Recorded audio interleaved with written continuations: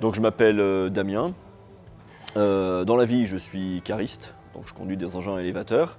Et ma passion, à côté de ça, c'est la reconstitution viking. Donc j'ai créé une troupe, un clan, qui s'appelle les Ours d'Alfadir. Et on essaie de reproduire la façon de vivre des Scandinaves au Xe siècle.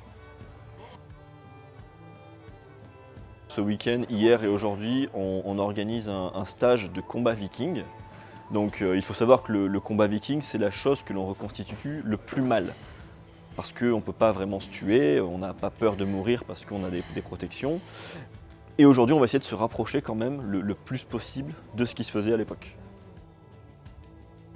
La personne qu'on a en face de soi, on n'est pas là vraiment pour la tuer. On est là pour s'amuser quand même, c'est un sport, on s'amuse. Mais il faut se dire qu'on sera toujours loin, même pas que pour la partie viking, pour tous les arts martiaux, tous les styles de combat qui sont faits. On n'a pas une personne en face de nous qui veut nous tuer. Et nous, on n'a pas une personne en face de nous qu'on veut tuer. Donc là, pour moi, je trouve qu'on sera toujours trop loin. Mais on essaye de s'approcher le plus possible. Donc pour ça, c'est intéressant. Alors, on s'en rapproche dans la mesure où on va utiliser des armes qui vont être fabriquées aussi proches possible que celles de l'époque. Donc aujourd'hui, on a des simulateurs comme cette lance, ce ne sont pas des fers, ce sont en caoutchouc, parce que on va vraiment se frapper. On va se frapper au visage, on va se frapper à la poitrine, dans les pieds. On a des masques d'escrime pour se protéger, mais les coups vont être donnés de façon létale, vraiment pour tuer. Donc déjà, on a le vrai geste, on va vouloir tuer.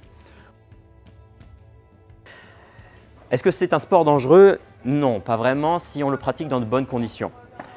Les blessures arrivent lorsque les règles de sécurité ne sont pas respectées. On a des bonnes protections au niveau des mains, au niveau de la tête. C'est principalement là que les coups tombent. Et si ces protections-là sont respectées, si les règles de sécurité de base le sont, il n'y a pas de danger. Il n'y a pas de danger à proprement parler. Après, il faut un échauffement, il faut être sérieux soi-même sur sa pratique sportive.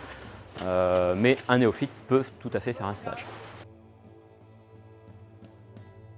Donc on a fait les tests de tranche, on a fait aussi les tests avec le bouclier, ça on ne l'avait pas fait l'année dernière, ce qui était très intéressant. Parce que le côté combat c'est super intéressant quand on est tous ensemble, mais ça on peut le faire déjà en reconstitution entre nous. On peut faire du combat déjà nous tous les mardis ou tous les jeudis quand on fait nos entraînements. Avoir quelqu'un qui connaît son sujet et qui nous explique un peu, par exemple c'était très simple le bouclier, comment il a évolué, quelles sont les traces qu'on a retrouvées et savoir qu'on en connaît si peu à ce moment-là. C'est super intéressant de le voir. Pareil pour les techniques de tranche, nous qui cherchons beaucoup à améliorer nos techniques de combat pour qu'elles soient le plus proche possible de ce qui se faisait à l'époque, c'est super intéressant de voir qu'est-ce qui était efficace, qu'est-ce qui n'était pas efficace, comment ça pouvait marcher, vu qu'on part sur un sujet où il y a très peu de texte. Et puis on va faire un travail de recherche, de sources en fait, sur ce que nous ont laissé l'archéologie, ce que nous disent les historiens sur comment faisaient les Vikings. Et quand tout ce travail est fait, on essaye de l'expérimenter et de le reproduire ici. Prendre en compte dans quel contexte ils se battaient. Bien entendu, un combattant qui combat en armure lourde avec des épées à deux mains et qui est en pleine forme physique, c'est pas la même chose que quelqu'un qui est en tenue, on va dire, civile et qui combat après avoir fait une dizaine de jours de traversée de mer. Donc il faudra prendre en compte tout ça après dans l'expérimentation. On est obligé de faire de la recherche. On est obligé de tester sur le terrain. C'est en testant sur le terrain qu'on se dit finalement ça marche, ça marche pas. Donc à l'époque, ils devaient avoir peut-être la même façon de penser que nous. Ce qui me plaît le plus, c'est l'expérimentation. On pratique ici de la MHE, des AMHE Viking. Ce sont des AMHE très particuliers puisqu'ils ne reposent pas sur un bouquin, sur un livre qui a été découvert, comme le 1.33, Lichtenauer, qui ont des bases solides. Pour le combat viking, on n'a pas ça. Du coup, il faut qu'on retrouve nous-mêmes les mouvements. Et ça passe par une phase de recherche et d'expérimentation où on doit dresser des hypothèses de quelles étaient les pratiques de combat. Il y a une approche qui est assez différente des autres manuscrits où on a tout qui est écrit. Là, on a tout le contexte qui va avec. Ok, on n'a rien qui nous dit ramasser des cailloux pour les jeter sur la gueule, mais dans les sagas, on a 2-3 trucs. Donc comment est-ce que ça impacte sur le combat? Est-ce que si on se prend un caillou, on est mort, on n'est pas mort? Est-ce qu'on se prend une javeline? Enfin, il y a vraiment beaucoup d'éléments contextuels à travailler. Et c'est vrai que c'est l'occasion, avec des stages comme ça, où on a pas mal de personnes qui recherchent sur le même sujet, de pouvoir partager les informations, c'est vraiment un très bon exercice.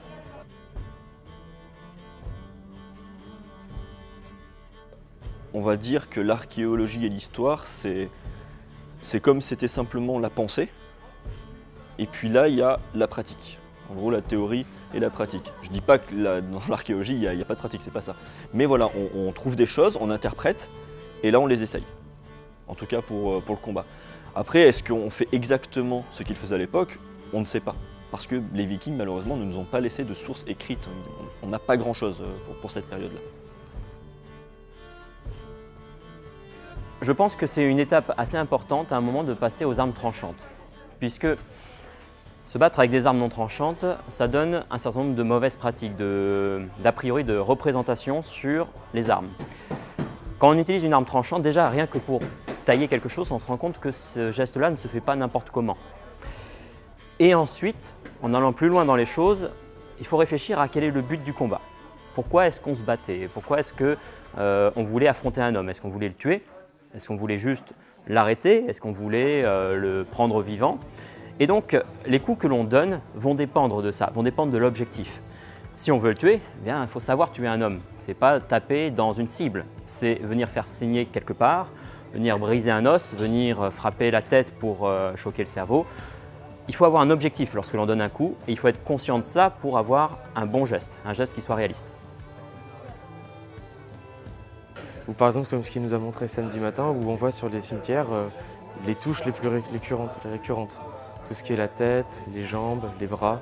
Donc ça peut aussi nous donner des indices sur comment est-ce qu'ils combattaient ou comment est-ce qu'ils vivaient aussi.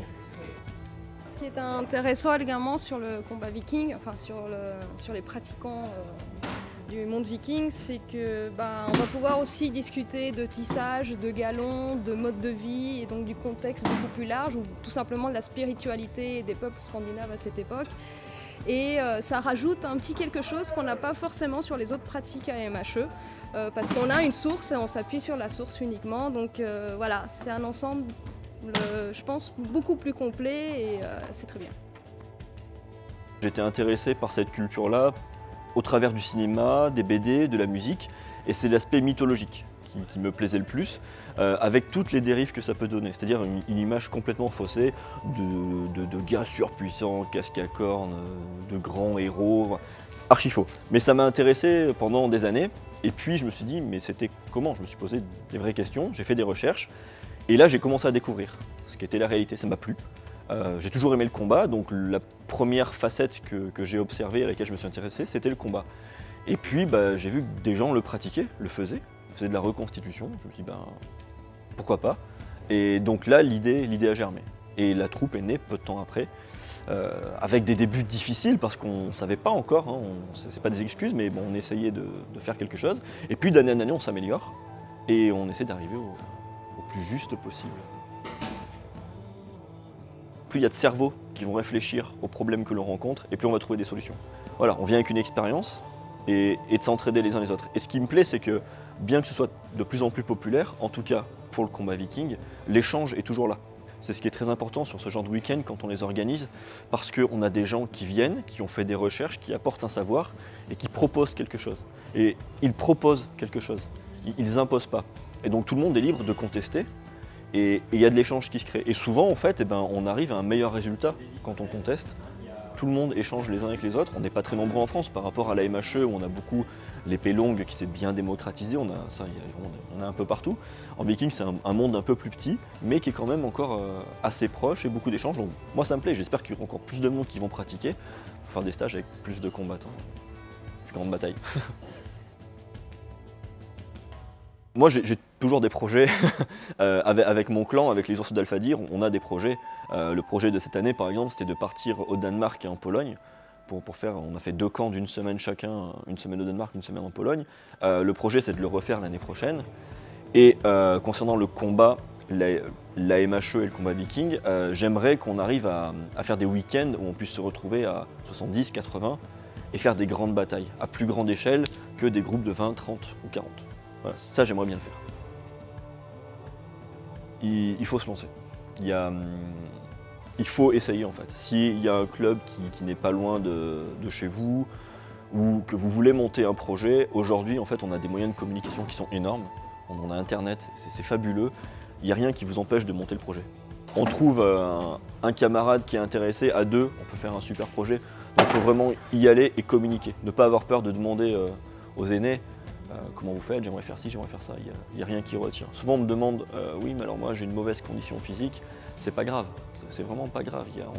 On a des gens qui ont des très mauvaises conditions physiques, mais ça va venir, on va s'entraîner, on va gagner et on se tire tous vers le haut. Donc pour moi, il n'y a rien qui doit empêcher de se lancer dans cette pratique-là. Il y a vraiment.